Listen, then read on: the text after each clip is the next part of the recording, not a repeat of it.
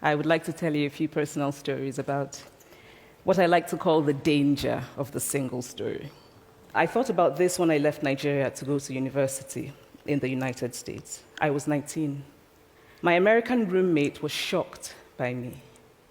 She asked where I had learned to speak English so well and was confused when I said that Nigeria happened to have English as its official language.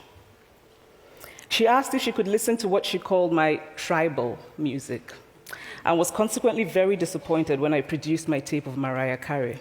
So after I had spent some years in the US as an African, I began to understand my roommate's response to me. If I had not grown up in Nigeria, and if all I knew about Africa were from popular images, I too would think that Africa was a place of beautiful landscapes, beautiful animals, and incomprehensible people fighting senseless wars, dying of poverty and AIDS, unable to speak for themselves, and waiting to be saved by a kind white foreigner. So that is how to create a single story. Show a people as one thing, as only one thing, over and over again, and that is what they become.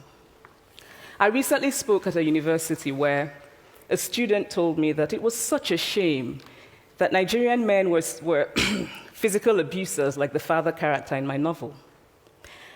I told him that I had just read a novel called American Psycho, and that it was such a shame that young Americans were serial murderers. It would never have occurred to me to think that just because I had read a novel in which a character was a serial killer, that he was somehow representative of all Americans. And now this is not because I'm a better person than that student, but because of America's cultural and economic power, I had many stories of America. I had read Thailand, Updike, and Steinbeck, and Gateskill. I did not have a single story of America. I've always felt that it is impossible to engage properly with a place or a person without engaging with all of the stories of that place and that person. The consequence of the single story is this: it robs people of dignity. It makes our recognition of our equal humanity difficult. It emphasizes how we are different rather than how we are similar. Stories matter. Many stories matter. Stories have been used to dispossess and to malign, but stories can also be used to empower and to humanize.